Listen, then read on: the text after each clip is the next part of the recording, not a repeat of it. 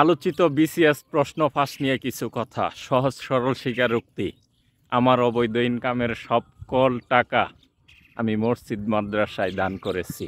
কি সহজ সরল স্বীকারোক্তি।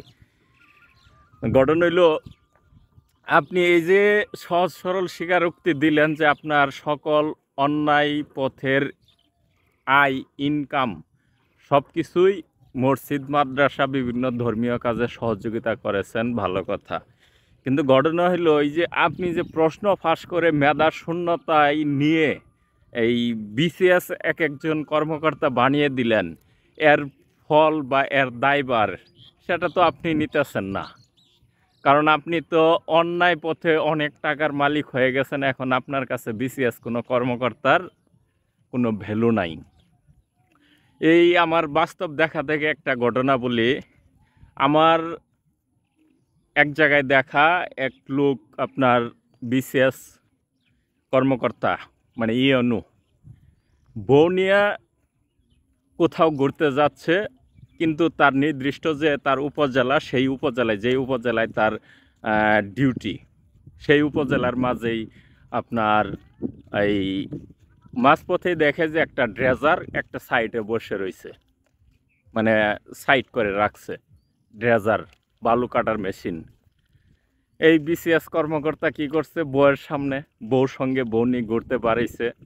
এখন বউয়ের কাছে পাওয়ার দেখাইতে গিয়ে, বুঝাইতে গিয়ে যে আমি বিসিএস কর্মকর্তা, আমার কতটা পাওয়ার তুমি দেখো, এক সাইড করা একটা গার্ডে সাইড করা এই ড্রেজারে আগুন লাগাইয়ে দিছে, পুরে ছারখার করে দিয়েছে। দেওয়ার পরে সে তার গন্তব্যস্থলে চলে গেছে।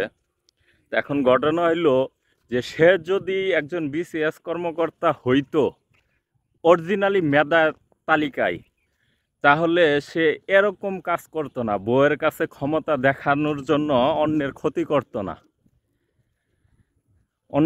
করতো না। তাই আপনি যে এই যে প্রশ্ন ফাঁস করে এক একজন বিসিএস কর্মকর্তা বানিয়ে দিলেন, এর যে সকল অপকর্ম এই লোকগুলা, কারণ আমাকে যদি বিসিএস কর্মকর্তা বানাই দেয়, আমার তো সেই বিসিএস কর্মকর্তার মতো জ্ঞান অ্যাবিলিটি আমার নাই। তো আমাকে যদি বিসিএস কর্মকর্তা বানাই দেয়, আমি তো অন্যায় কাজ সহজে করে ফেলবো, কারণ আমার মাঝে কোনো বাধা সৃষ্টি হবে না, আমার বিবেকে কাজ করবে না যে এটা অন্যায় কাজ হচ্ছে।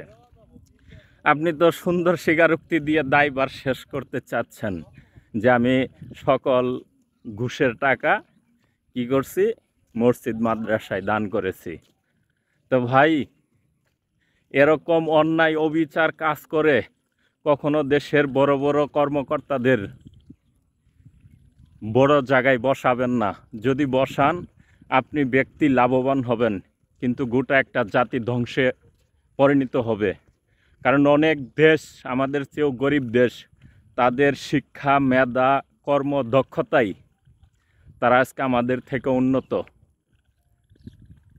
তাই সবাই ভালো থাকবেন, সুস্থ থাকবেন। আমার কথায় যদি কেউ মনে আঘাত পেয়ে থাকেন, ক্ষমা দৃষ্টিতে দেখবেন। সবাই ভালো থাকেন। আসসালামু আলাইকুম।